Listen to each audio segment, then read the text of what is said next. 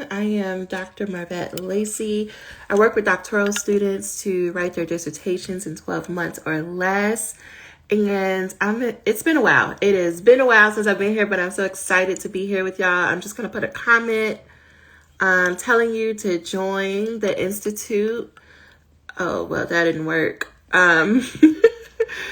So you can join the Institute for 7 days for free right now. You get a free 7-day trial to come in, try it out, look around, see if it'll be for you. Come to the cause, see if that would be something that would support you right now. And I can't do two things at once, so let me just put this comment here. And the link is in the bio. Y'all, usually I do this before, but so I apologize for those of you watching the replay. Just skip ahead a little bit. All right, so the link is definitely in the bio. Today I am going to be talking about time management. If you are new to me, I just want you to hold on to your edges because I have a different view when it comes to time management. But before we get really off into this conversation, I am going to read a series of statements. And I want you to just take a sheet of paper or track somewhere. How many of these can you say yes to? I can try to make this available. Maybe I can make a document or something and pin it so y'all can have it. I think that's what I'll actually do. But for right now, if you're on this thing with me, grab a Post-it, grab a sheet of paper, grab some old mail, and I want you to track how many of these can you say yes to. All right? Number one, and I'll explain to you what all of this has to do with time management in a minute. But number one, can you say, I drink at least 64 ounces of water a day? If you don't got no water, it's a great time for you to go grab some water, friend. It is what is today? Wednesday. For a lot of you, it's still morning time. Let's start the morning off with some water, okay? Because your brain needs some help getting going, and you probably don't drink enough liquids in a day.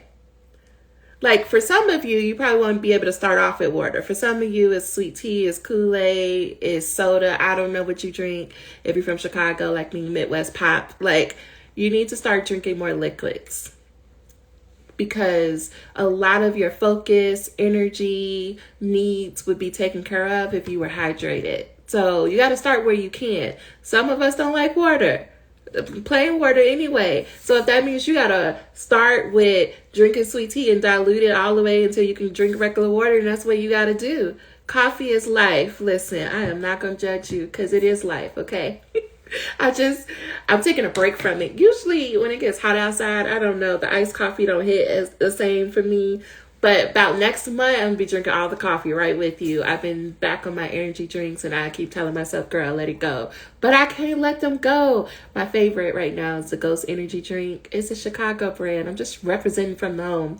Okay, don't get me off track. Okay, so number one, do you drink at least 64 ounces of water? Number two, can you say I eat 3 to 4 times a day? Do you eat 3 to 4 times a day? I don't mean like you grabbed a pack of cookies and you were like, that's a meal. I guess if you got to start somewhere, you got to start somewhere. But do you eat 3 to 4 times a day? Would you consider those meals 3 to 4 meals a day? They don't have to be huge meals, but are you eating food? You see, I'm starting with water and food for a reason. Because a lot of y'all, like me, we got some neurospiciness going on. And just life be life. And you just go throughout your day and you like, what's food? I don't even know. I didn't even eat anything. So are you drinking water? Are you eating 3 to 4 times a day? Number 3, can you say you rest or sleep at least 7 hours a day? I'm not saying you got to do it all at once, right? I was talking to a client who was like, yeah, I sleep from 12 to 3, and then I wake up at 3, and then I go back to sleep from 5 to 9. Do you sleep or rest? Because sometimes sleep isn't the thing we could do. Sometimes we got to go lay down somewhere. And you can still scroll your phone. You can still play your Candy Crush or whatever you're doing. But do you allow yourself to just lay down somewhere for 7 hours a day? And if you see me looking off, it's because I'm looking at my notes. Number 4, can you say I engage in at least 10 minutes of movement a day? Now, you might be like, girl, what 10 minutes going to do? A lot. Because if you're sitting down all day at your computer at a desk because you're working, because you're writing, because you're reading, because you're doing stuff for class, whatever that may look like, Do you get up and move your body? Do you allow the blood to just pump and flow and things to move around, or are you sitting? A great way to know if you're sitting a lot, do you have a lot of back pain? Do you have like shoulder tightness? Are your hips tight? Are you having knee challenges? Are your ankles weak?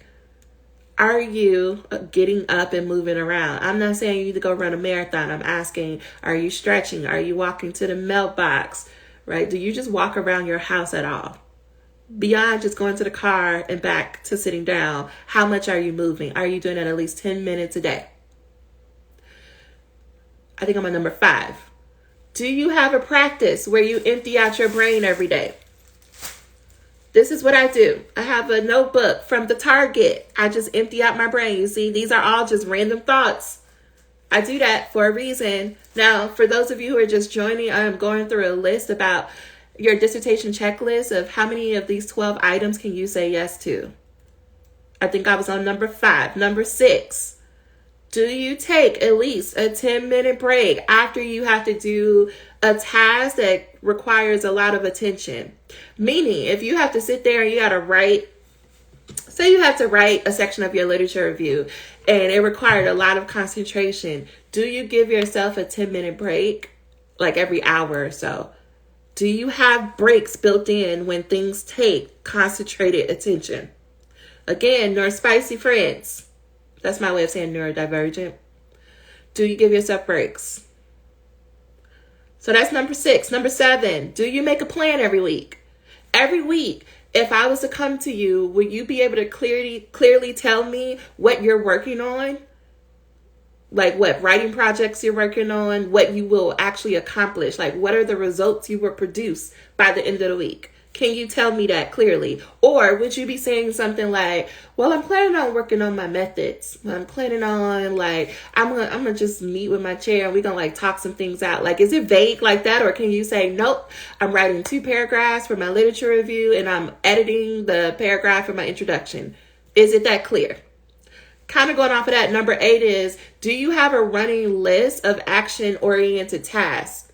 Meaning, if you had a 10 minutes here, or you have 5 minutes here, do you have a list where you can go and I could do that in 5 minutes? Or do you just say, forget it, it's only 5 or 10 minutes, I can't do anything? Number 9, do you participate in a writing group or an accountability group, partnership, at least once a week?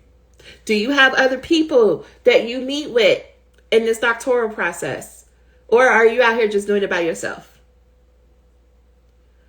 Do you celebrate your wins every day? Do you have a list of I did that. I'm patting myself on the back for that. I did this. Or do you have a practice that you're I didn't do this, I didn't do that. See, I'd never get it together. What does your day look like? 2 more. Do you have a list of people that if things get real hard, do you have someone that you can say, hey, would you pop on Zoom with me? Or, hey, can we meet at this coffee shop? Do you have someone that you can use as a body double? Especially for those of you with ADHD, do you have someone that you be like, hey, come sit here? I'm good for calling a friend and be like, can you sit here while I clean my house? Because body doubling works, which is why writing groups work so well. And then the last one, do you seek regular feedback from your advisors and peers? For people who can actually help you, who understand what it's like to be you. Out of those 12, let me know how many you can say yes to. Now, what does this have to do with time management? For me, time management will always come down to how well do you manage your energy. Y'all think, and I get it because of all the workbooks and workshops and whatnot, you think that time management comes down to how many calendars you have and what your hacks are for putting in as much as possible in a day. That is not time management. That is people pleasing. Let's call a spade a spade. That is you being a people pleaser. You're being a people pleaser because if you're going to be honest, right? If you're going to be honest with yourself, most of the shit you're doing in the day ain't got nothing to do with you or your goals. Most of the things that you are doing has to do with other people and their dreams and their goals. And you're trying to slide that in.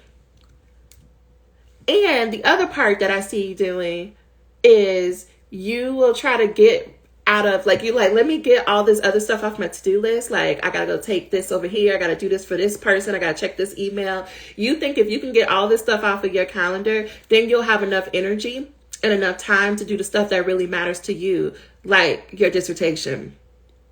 And all that does, because if you sit back right now and reflect with me, you will see that most of the days that you do that, you gave all your good time and energy to other people. And when it came down for you to finally focus on what it is that you wanted to do, you had no energy left over. And now you're at the end of the day with no energy. You haven't eaten anything. You haven't drinking water, right? Like, you've been giving out to everyone else and you haven't given anything to you. So now you're depleted. Now you're face down, probably in a bag of cookies, drinking all the wine. If you like my mama, Stella Rosa. And you are talking shit to yourself about how you need to get it together, how you don't ever get anything done, how there's just not enough time in a day, how there's not enough energy in a day, and you don't know what to do and you're so overwhelmed. And I'm just going to cut through all of that right now and say, if you would allow yourself to focus on you first, and then everybody else comes second, you would have enough energy and time to get everything done that is important to you. Now, that's simple on the surface, but it's challenging to do in practice, because what would that mean about you if you had to start telling people around you no? What would it mean about you if you had to say, I can't do that project with you. I can't write that manuscript. I can't take you to the store. I can't be on the phone with you talking for 2 hours about that boy that I told you to leave 50 million years ago. I can't do that. What would that mean about you? What would that critical voice in your mind start to tell you if you had to tell other people no? It will tell you, see, you're not a good person. See, that's why you're going to be alone forever. See, that's why like fill in the blank. Y'all leaving me out here hanging by myself, but it's all right, because y'all ain't got no comments. But I know, because y'all still here. What would it mean about you if you had to start telling people no? If you really want to improve your time management skills, it has to start with you taking care of you. And then when you take care of you, you naturally then have to tell people no. And I get that it is not easy, y'all. But if you want to be one of those people you see, like, I don't know, I feel like most people have somebody they follow that they're like, oh, they just get so much done. They're just so productive. I want to be productive like them. I want to be disciplined. I want to be consistent like them. Do you want to say no like them? Do you want to be perceived as being selfish like them? Oh, yeah, because people going to make up a lot of stories about you. People going to make up a lot of stories about what you're doing, what you're not doing, and how you think this is important and not. And are you willing to be misunderstood? It's something I ask clients often. Are you willing to be misunderstood? And when I say be misunderstood, yeah, let people make up all the stories they want to and feel no need to go and correct them, to feel no need to prove to them that that's not true. Can you do that? Because if you can do that, then you can prioritize yourself. And I don't know who said just at you. I went through this list because this is what I talk about in the program. Most people, when they come to me, they're like, well, I just need some deadlines. You don't understand. I can take care of myself when I'm done with this dissertation. And when I say to them is, what if you don't make it to the end of the dissertation because you didn't take care of yourself? Like, y'all think you got so much time. Like, you think it's just granted to you that you're going to wake up tomorrow. You think it's granted to you that your sanity is still going to be there at the end of the dissertation. You think you're still going to get there. You're going to be like well and healthy. How? When you are neglecting yourself for weeks, for months, for years. I tell people all the time, I am fighting for you as a person.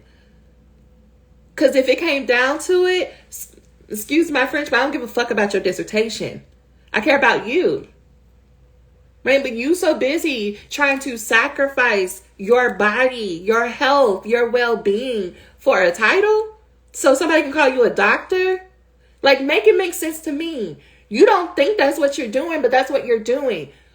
That's why I started off with, are you drinking water? Do you eat food? Do you go lay down? I am talking about basic needs here.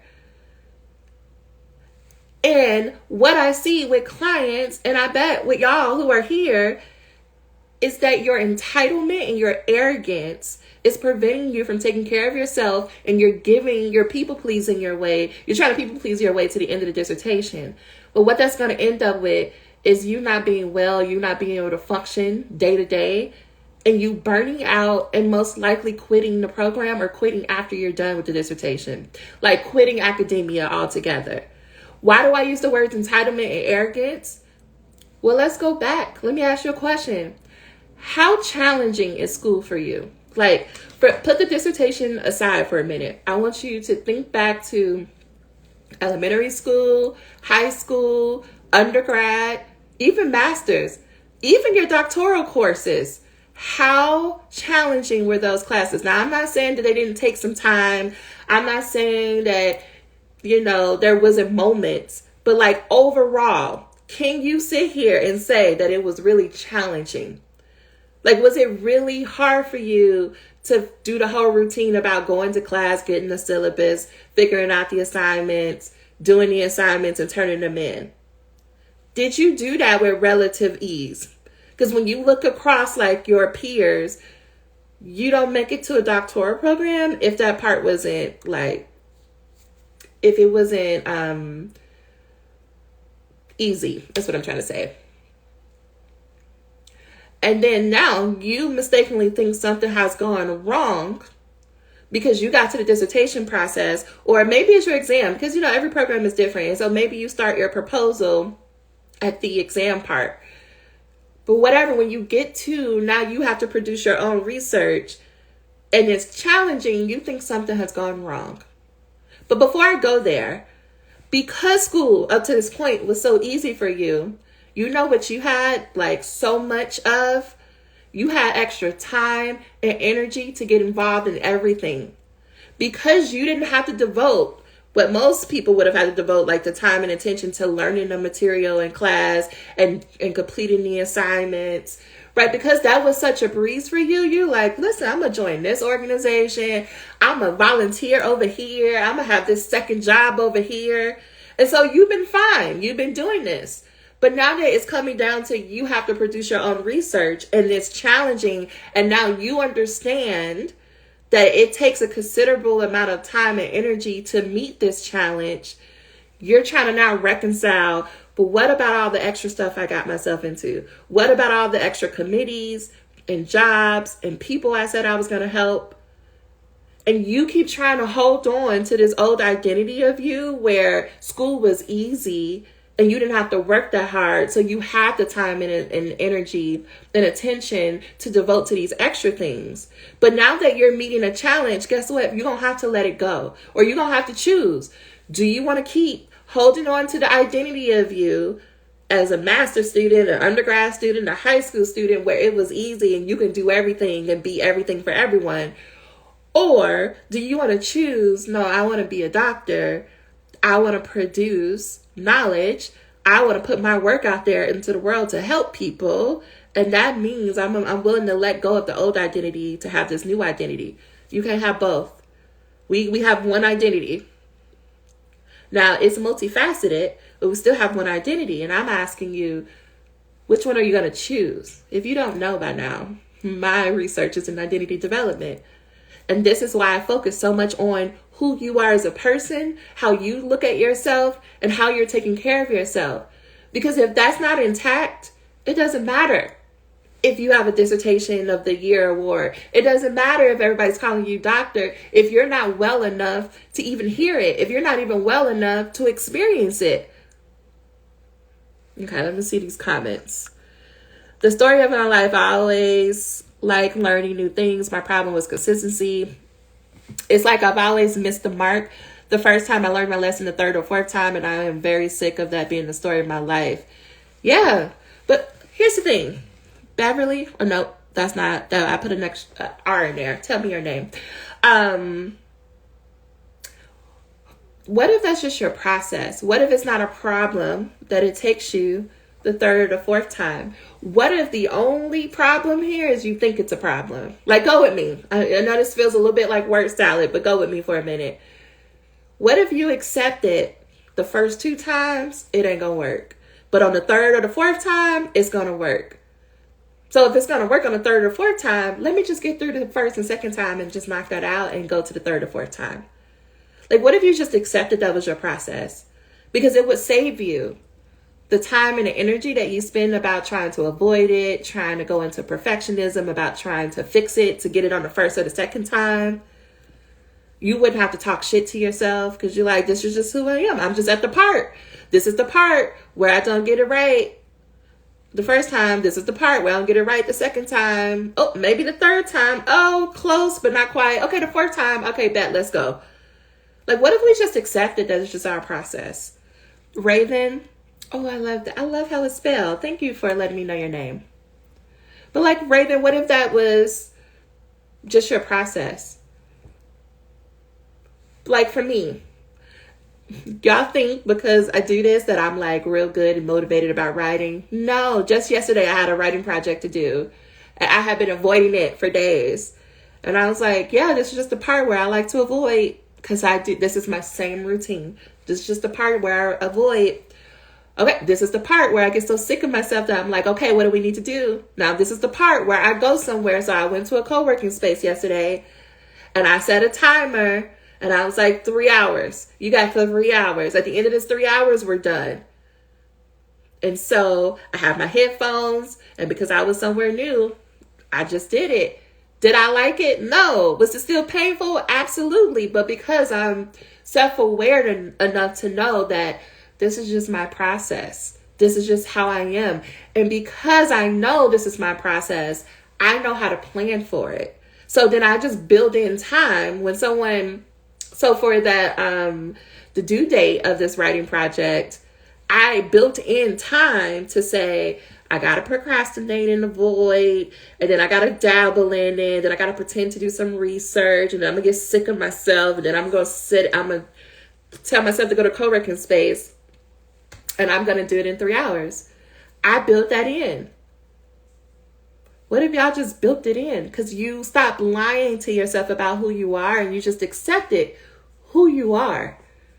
That is the key to time management. When you're looking at people who get so much done in a day, it's because they know who they are. Like, they know themselves enough to know, like, this is what I have to have in place. These are the projects that I am going to do. And these are the projects I just know I'm not going to prioritize no matter how much I want to. When we can start being honest with ourselves, it will make it easy to stop people pleasing. So if you were here at the beginning when I talked about people pleasing, if you consider yourself a people pleaser or recovering people pleaser, because that's how I feel, I want you to know that I think about people pleasers as liars and manipulators. Go with me. That's going to hurt a little bit for somebody. You have to lie and manipulate because you're trying to change the way people look at you. Right? The reason why we people please is because we want people to like us. We want people to view us in a certain way. Whether that's, we want them to view us as like, so if you think about your doctoral program, you might want the faculty to look at you as someone who is like committed to academia, as someone who's committed to producing quality research, as someone who is eager to participate in different research groups, as someone who is smart and like, I don't know, captivating. Right? You might want people to view you that way. And so then you may show up in a way that is not really who you are, but in a way that you are performing because you think if I show up in this way, if I say yes to these things, or if I say no, if I say it like this, if I write it like this, then they will think I am XYZ. That is people pleasing, and that is lying and manipulating because you're so focused on performing a certain way that you're not focusing on being you. You're not showing up as your authentic self. And when you are focused on performing, did I say it the right way? Do I look the right way? Do I speak the right way? That is exhausting. It's exhausting. So it makes sense then at the end of the day, when you think you're going to focus on writing or you're going to focus on something for yourself, some of you is like working out, you have no energy left over because you used up all your energy throughout the day trying to get people to view you in a certain way. Excuse me. Okay. Ready for the part I'm a doctor, so my tombstone doesn't read, "Here lies Summer, almost doctor." And so, Summer, what's standing in between you and you finishing the dissertation? Like, if we was going to be in the vein of being real honest with ourselves, what's standing in front of you and the dissertation? And please don't say anything like, "I just need to get myself together," or "I just need to get organized." If you couldn't say anything like that, what would you say? "Yeah, I'm a people pleaser. And internally, I lie to myself because I know damn well I'm not going to do what I say." Yeah. I'd be like, "Girl, now why did you say that? Now you gotta go back. You gotta go back and tell the truth." Telling the truth, being honest, y'all, is some of the most challenging things, like work you could do. And it is the most rewarding work you can do. Because you don't have to keep doubling back, or you don't have to, like, when you're honest with people and be like, "Yeah, I would love to do that, but I'm not gonna do it." Just the other day, I had to tell journal requests, like, I can't review that article. Like, I am no shape and no place to be reviewing nobody's journal, nothing. Whereas in the past, I would have been like, "Yeah, I could do it. Yeah, I'm a little bit tired. And yeah, I got a lot going on, but I can do it because I don't want them, like, I know there's so many manuscripts coming in and I know they're depending on me." Yeah, but what would be the point of me taking it and then procrastinating for months, going beyond the deadline like I've done in the past, only to turn around and say, like, "I really can't do it. Can you give it to someone else?" And now that person who's been waiting to see if their manuscript was accepted in a journal has to wait even longer because of me not being honest in the beginning, when I could have just said, "Listen, I don't got it." And so now I've learned to be like, "I don't got it. Please consider me again in the future." But before, me trying to be a people pleaser caused so much frustration on my end, on the editor's end, on the person who submitted the manuscript on their end, right? And then I become known as the person who will say yes, but don't do what she says. And now I don't like that. And now I feel all this shame and guilt. I could avoid that by being honest, by doing the hard thing and being honest up front. Hey, Julian. I need to figure out my implications and do the deeper understanding.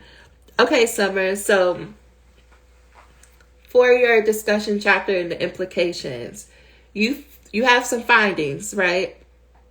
You got some findings. I don't know. I hope, let's just say for this example, you got like 3 main findings. When you think about those findings, think about that as a person. This is how I think about it in my head.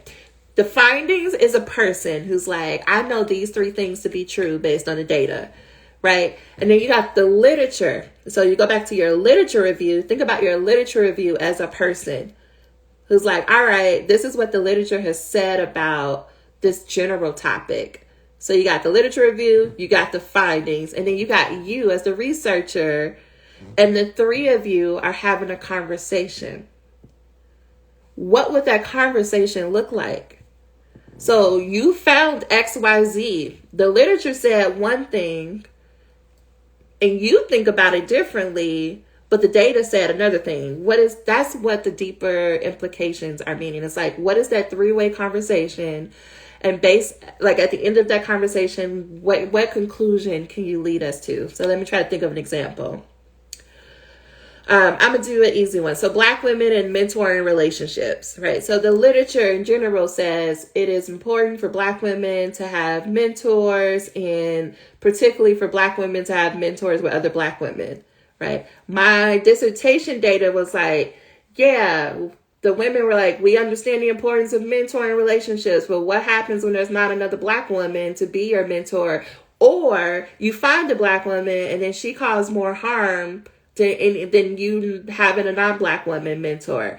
And then me, as the researcher, is like, yeah, mentoring is important. But the literature is not talking about how are you an effective mentor? Especially, yeah, we know it's important for Black women to have mentors who are other Black women, but how do you be a great or an effective mentor? And what is the difference between mentoring Shout out to Tiffany, who uses the term sponsorship. So mentoring is someone who is helping you in general with your career. A sponsor is someone who is in the trenches, helping you find that opportunity and make the right connections. And then like a friend or a cheerleader who would be cheering you on. Right? So that would be my implication section, is being like, yes, that is important and the data backs it up. But the data also indicates that we need to talk about how to be an effective mentor and how do we start to separate this different type of relationships. Because if we could do that, then, right, Black women will have a better understanding what type of resources that they need. And then programs, academic programs, could provide more personalized services or effective services. That's what the implications look like. Okay, so let me know. Okay, you did say that helped. But if you want to talk more about that, let me know. Like, are you talking about, Raven, are you talking about the Black women being harmful? Okay, I was on live with you not long ago, mentioned how my research is interdisciplinary. I was just listening to that episode, by the way, because I was putting it up on the podcast. Yeah, this is the part where the discussion section and the implication section is the part where it is hard, because I would argue you need to be able to talk to other people. Like, you need to be able to speak out loud to other people who understand your research, because that is how you make your conclusions. Can you do that alone? Yes. It just is a little bit more challenging. But when you have someone you're speaking with who can like ask you questions or like throw things back at you, it helps you to think through that. You're also tired by the time you get to this last chapter, because you're real close to the end and you're like, oh, it's been a long journey. And Summer, I don't know if you know what you're doing after you're done with this degree, but if you don't have a clear answer, that also makes it challenging to know, to like write the discussion chapter. A lot of the coaching I do at the end is because people don't know who they are. They're like, I don't know how I got here so quickly, and I don't know why people are allowing me to just like skate on by in this dissertation, even though you've been working on it for a very long time, but you feel like you didn't do enough or not enough has happened for you to be a whole doctor. And so all of that is playing in the background as you go to write your discussion chapter. And then Raven, I had a whole thing of, I was going to write a manuscript about it, and then I was like, I'm over it. But to switch topics in this of like the harm of mentoring with other Black women, y'all, okay, let me just say this. I don't know if that post went out today or yesterday, but I have a post that talks about your mentors, your dissertation advisors, your faculty, people you look up to in academia, especially if they have minoritized identities. So you're talking about Black women in this case. Most likely they were also abused by their doctoral program. And I'm using language because, again, I call a spade a spade. They were most likely abused or not treated fairly or not provided adequate resources in their doctoral experience. And so they can't give you something that they didn't receive. A lot of times when we're in the position of a student or subordinate, I use that language, we think that the people who are in higher or more powerful positions, like they have it all together, like they should know exactly what to do. Because otherwise, how did they get into that position? But there's more than one way to get into those type of positions, especially if you're willing to just stay around the longest, right? And so a lot of your faculty did what they had to do to survive their program and to survive academia so far to get to where they are. It doesn't mean just because they may have been treated poorly or unfairly, doesn't mean that they now recognize how they should treat you, number one. But number two, if we were to ask them, 9 times out of 10, they probably would say they are being lenient with you. They are being supportive of you. They are giving you what they did not have.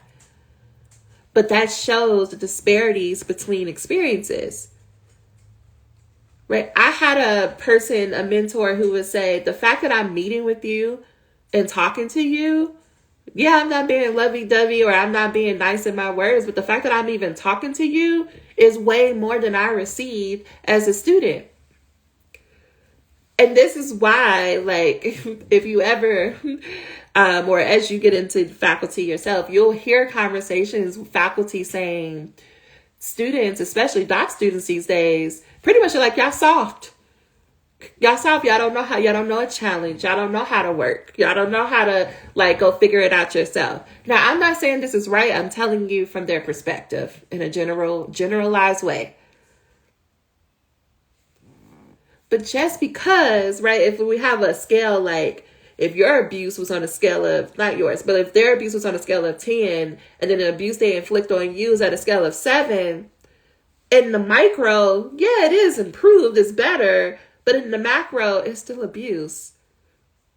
Great. So I say this about faculty and folks, whatnot, for you to have empathy. And empathy just means you understand what it's like. You can put yourself in someone else's shoes, not that you agree with it or that you are enabling them. It's just that you understand.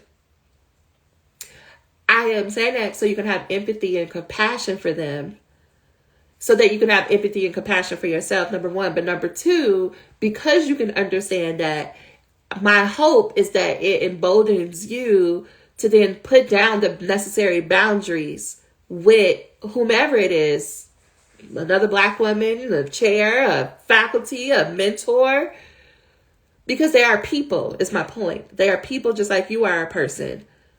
And you can also put down boundaries with them. Like, I get it, girl. I get that you're trying to show me tough love, but I need XYZ. Okay, let me know. Y'all with me with that? Okay, time management. My committee just assigned me a chapter and I told them be realistic about the deadline. Now, Julian, I don't know if you're still here. Are we going to do a repeat of this literature review? Because if I remember, you did that. The writing of the literature review didn't seem like it was the challenge. The challenge was what was happening up here. But you tell me if I'm wrong. My experience as a Black higher ed professional, I've been the only Black woman, but also the only one without a quality mentor or someone that hasn't experienced institutional betrayal. Ooh, Raven. Ooh, listen. It'll be hard pressed to find someone who hasn't experienced these things. I was taught love isn't tough. Absolutely. Right? But like, if that's and I know I'm speaking in very generalized terms, but most people, especially in higher ed, let me break it down. Most people who don't have power and privilege think tough love is the way to go, because that's how we were taught. That's how we were raised. For most, again, I'm speaking in very general. I'm not saying everyone. I think y'all would be surprised the amount of people who come in my DMs or who come on calls with me and be like, I need the tough love. I need somebody who's going to tell it to me straight. And when I meet them with compassion and empathy and holding space, they don't know what to do. They don't. It's like it breaks their brain. Like, if you come into the group, which, by the way, y'all, you can have a 7-day free trial in the Institute. It will help you write your dissertation in 12 months or less. When people come on a call, how I know that it's starting to get to them, they don't know what to do with me, is because I give you accountability with empathy and compassion, which is not common in today's world. I don't need to yell at you. I don't need to tell you how you need to get yourself together. I don't need to tell you, like, you should have done this differently. Because that don't work. Like, if shame worked, we would all have all our goals. We would be just living the best life. If shame actually worked, but it doesn't work.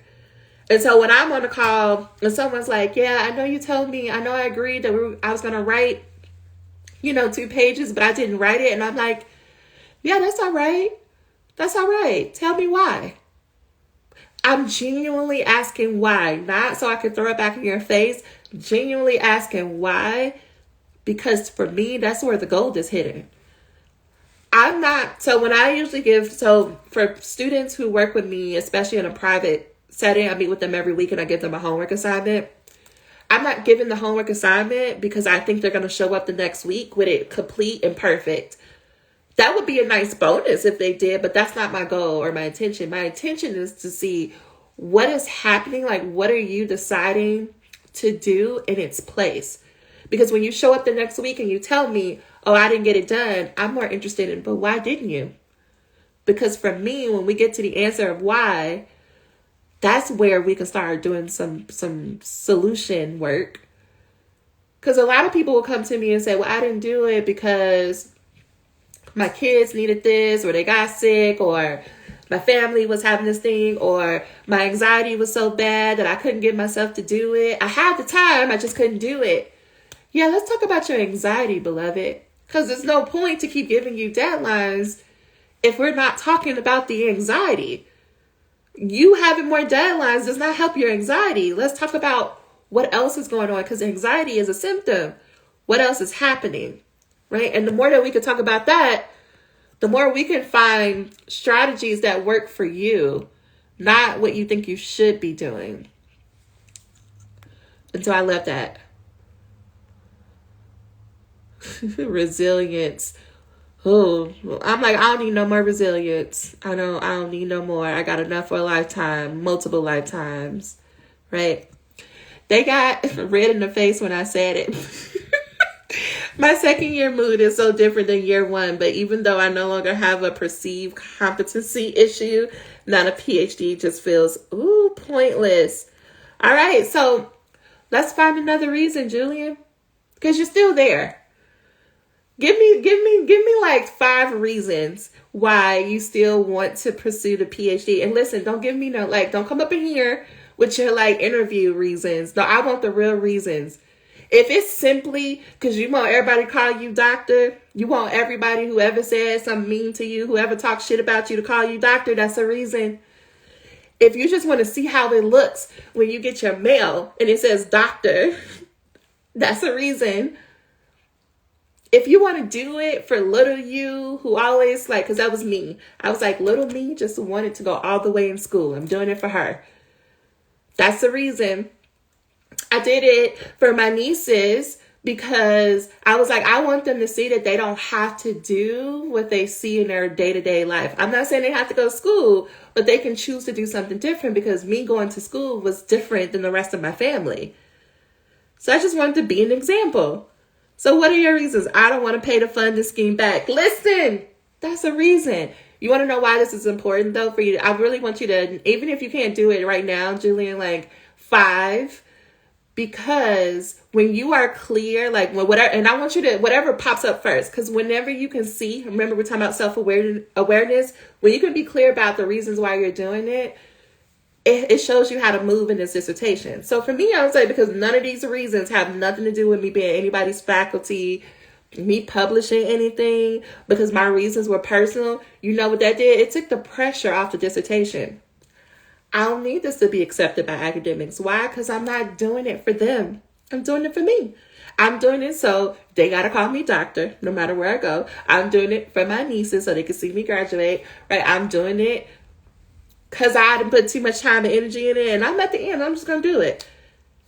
And I didn't have pressure on myself to have the perfect topic, to have the perfect methodology. And guess what, y'all? I still made it to the final round of one of the most challenging Dissertation of the Year awards. By me over here being like, I don't care. My chair was like, you're just playing around. I'm like, kinda. This is fun. Because qualitative research is still fun for me, y'all. It's still a jam. I just didn't care about the dissertation had to be a certain way, or that, I'm gonna do all of this. I need to have to do all that in nobody's conference. I'm like, my work, whatever. Because I already knew that this business was going to be my focus, that I was going to help other doctoral students become doctors, and that I don't need the approval of some random faculty member to do that. I could do that on my own. I could do the work that I care most about. I could make the impact on other people's lives without the approval of somebody in the ivory tower. So I didn't care about what they thought about the dissertation, but it didn't stop me from walking into my defense being like, oh no, everybody signed this piece of paper because I know my work is bomb and you ain't gonna be able to tell me nothing. Matter of fact, none of y'all do this type of qualitative research, so you really can't clock me. The only person who can get close is my chair, and she too busy talking about, go harder, say it again for the people in the back. So, like, I was like, we doing this. Okay, like, y'all about to get me all the way off the topic. Okay, so I want to have enough resources for my kids in the future. Tell me more, Ravens. What type of resources? And how is the degree going to help you with the resources? Contribute to the wheel of knowledge. Whose wheel of knowledge? Ooh, y'all like my questions? Because this is what I do. Whose wheel of knowledge are we talking about? Share my story as a mom and my transition back to working in higher ed, hence what I want my research topic to be. Okay, Raven, I don't know where you are, so you take this with a grain of salt, okay? Do you want the institution to own that story? Because that's something we don't talk about, intellectual property. Yes, it's your research, but it's also shared ownership. Do you want the institution to have rights to that story? And what is your goal for after the degree? Because I know you're talking about like higher ed. Do you want to stay in higher ed? Do you want to be someone's faculty? Are you thinking about a different type of position? Because that changes what my feedback for the topic. I'm not saying this is a bad topic. It's an amazing topic. I'm just asking, do you want it to be the topic that you use for your dissertation?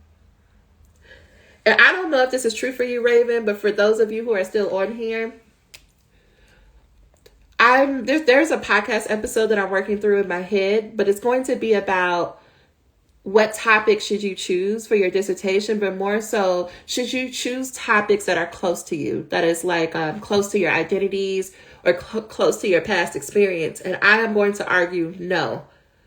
Because if you haven't had an opportunity to think through these experiences, like since I'm talking to Raven and it came up, a lot of clients who work with me will say, oh, I want to study experiences of Black women in higher education, about how it's so hard and then they don't make it. Like they don't make it up into the executive leadership ranks.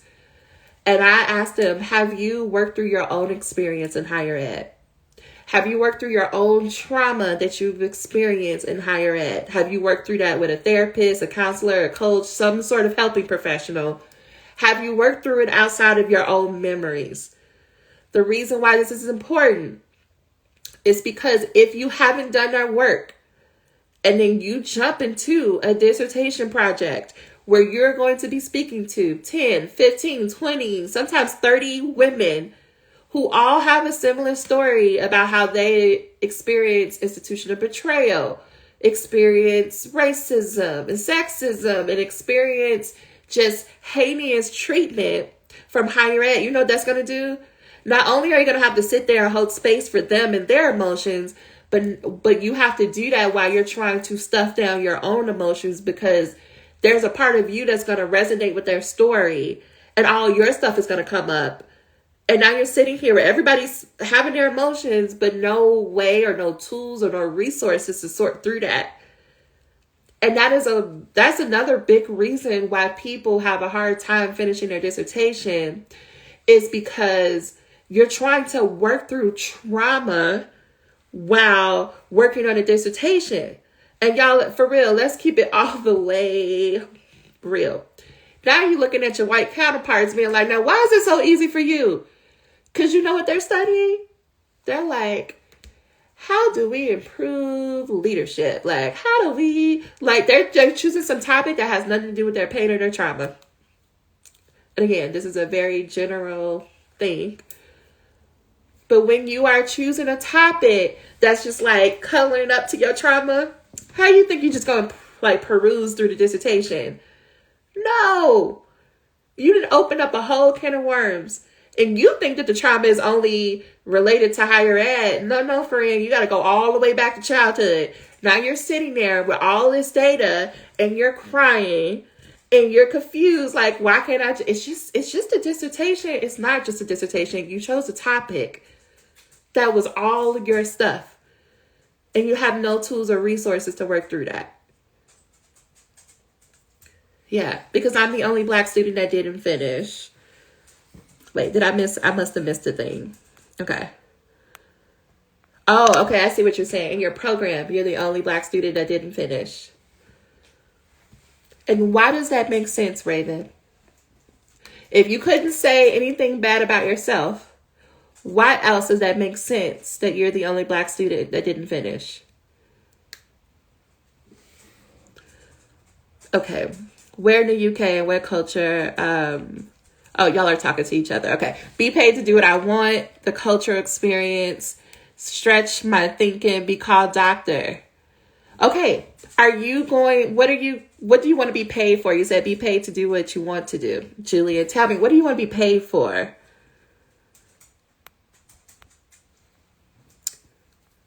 If you say anything like speaking or writing, friend, we're going to have a conversation. Y'all can make me pull up. I do want to come to Europe, though. Low key, I do. I want to do a whole situation. Okay, let me bring it back because some new folks have joined us. Time management is energy management. The best way that you manage your energy is by taking care of yourself. At the beginning of this, I listed 12 statements and I asked you all to write down how many can you say yes to. These statements have to do with drinking water, eating food, sleeping, moving your body, emptying your brain out, taking breaks, making plans, getting feedback, being in community with other people. Okay. Because I took the research topic personally instead of professionally, if that makes sense. I was not intentional or sure about my topic. No, Raven, you were trying to do what they told you to do, right? They told you, because people tell you, find a topic that you love. Find a topic that you can be interested in throughout the entire process. Naturally, it's like, well, let me explore something about myself. I don't know if y'all be like on TikTok and you start watching a TikTok and it'll be like, that wasn't for you. Raven, that advice wasn't for you. It's for other people. It wasn't for you. You needed to, I tell people, let's write a boring, basic dissertation. Why? Because we don't need to work through trauma and write a dissertation at the same time. Let's just do one at a time. How about we just write a really boring dissertation and then you can be done with the process and you'll have more time and attention to focus on trauma. Not saying you can't do both at the same time, but I would just say a deep dive. We just want to wait. I already looked a little bit at your comment, Julian, but I'm not done with Raven. So let me focus. You were very intentional. I'm just asking, can you most likely scale it back? And I don't know where you are, Raven. You can tell me where you are in your process. Are you still thinking about your topic? Are you at the beginning stages? Like, where are you in the dissertation? And then we could talk about some ways to scale it back if you're interested. Okay. Write books creatively and literally, and make clothes. And the PhD is not a prerequisite for those. Hence why I'm questioning why I decided to undertake this project in this way. Well, you're not giving the money back, okay, friend? So how can you give these people the chapter that they're looking for, but make it so basic and boring? Like, how can you make this chapter easy to write? And the creative energy that you have, that you keep trying to put into this dissertation, how can you just go ahead and write another book? What would that look like, Julian, to write a book and write your dissertation? Thank you for joining, Summer. What would that look like? What would it look like to do both? Tell me your honest reaction, like your first reaction when I asked that question. Because some of you are probably like, write two things at once. Yep. Mm-hmm. Yeah. I started a business and wrote a dissertation in 2 months. Yeah, why not? Early stages. I have to write my proposal. Okay, so there's still time. Raven, what is a topic that's related to Black women in higher ed that would be easier to write about? And the reason why I use the language like easy or basic or boring, because I'm trying to communicate to y'all how to make things simple. Go with me. We talked about you being a high achiever. If you don't ascribe to that term, I get it. You're a high achiever because school was for the most part easy. You like sort through it, and now you're at the challenging part. And you don't realize how, because school was easy for you, how much more you were able to take in and how much more you're able to do than most people. And so you mistakenly think that you still have so much further to go to catch up with people that you don't realize you passed them a long time ago. And so what we tend to do, because I'm still a high achiever, y'all, what we tend to do is make up these like rules or these benchmarks of like, oh, because it's a dissertation, it got to be hard, it got to be challenging. And so we end up coming up with some sort of rules that is really like writing 3 to 4 dissertations in one. Because I just invite you to please go to other people's defenses. Like the people with more privilege and power, go to their defenses. Ask to read their work. Go look up their dissertation. I want you to go look up the most basic person in your program. I want you to go look up their dissertation. I just want you to read it. You know why? Because that's going to help you to realize you made up these rules. They over here writing very basic and boring dissertations. That's why they were able to just zoom through the process. And it will show you that their version of a finished dissertation is your version of a rough, shitty draft. Which is why I tell people and students, write me a shitty paragraph. Write me a shitty draft. Because I know that. On this side of things, I know that. After helping 50 plus people become doctor, I know that deep in my bones. You don't know that yet because you think that people make such a big deal out of the dissertation because they put so much importance on a dissertation that means that it must be the most challenging thing you've ever done in your life. And what if I was to tell you that the only reason why it's challenging is because you're fighting with yourself and your critical voice, but the actual writing of the dissertation is not the challenge. That it's going to be so easy for you unless you want to make it more challenging. I want you to just write a basic, boring dissertation because I want you to get to the other side of the process so you can fully understand the system, that it's not what you think it is. That people are out here writing awful dissertations and manuscripts, just out here, just like, now friend, who let you pass? You think that's you because your imposter syndrome is lying to you. It's not you. It could never be you. Never could it be you. You read too much. You work too hard. You ask too many questions for that to be you. Okay, I'm come off my soapbox. Black women in their relationship, maturity, leave, and with maturity or maturity, leave. Ooh, come on, we helping each other. Which relationships? You could write about friendships or community or romantic. Maternity leave. Okay. So Black women in their friends. Okay. Is it that you're interested in if they take maternity leave, what their experiences are in maternity leave? Tell me more. Especially because, and if you want to come up, if that'll be easy, I don't know. I get that it's scary to come up on live, but if you are willing to do that, we can talk through it. You have a point, especially because nobody is going to read it, and I don't even want to be good at academic writing like that. Yes, because y'all, it's boring, especially if I don't know what your writing style is for your program, but if it's like APA, it is the most boring, basic writing, right? APA says, in this section, I am going to talk to you about doctoral students and time management. Time management means XYZ. Doctoral students mean this. Together, if they would make a plan and have an accountability partner, they would be more productive. In this section, I talk to you about time management and doctoral students. It's boring. Nobody cares about your descriptive writing. They don't care about your flowery language. They don't care if you're using fun words. They want basic and boring. It's the quickest way to kill your creativity. So this is another reason why I would strongly encourage you, Julia. And you're probably like, girl, I came on here talking about how I don't think I was going to be able to write one thing, and now you're giving me extra things to write. Yes, it's going to help you. It's going to give you a creative outlet. If you're writing a book that allows you to be creative and dream of different worlds and different scenarios and characters. Because I didn't ask you if it was fiction or nonfiction, but I'm going the fiction route. I don't know why. But if you're able to write this creative book, then when it comes to the dissertation, you're like, let me just get this over with. Let me give these people what they want. So that was me, y'all.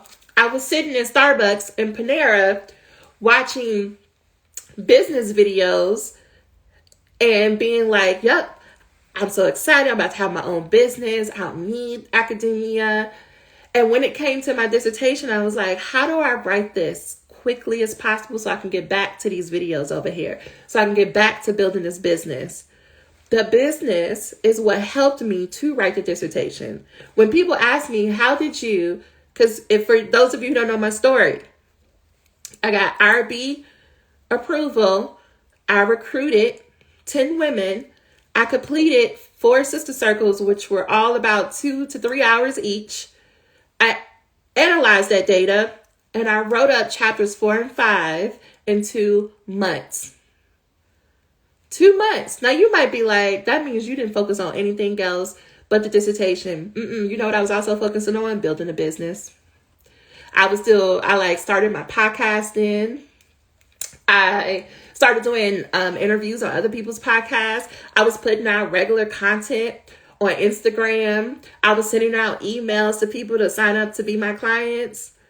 I was still doing all of that because I needed the creative outlet.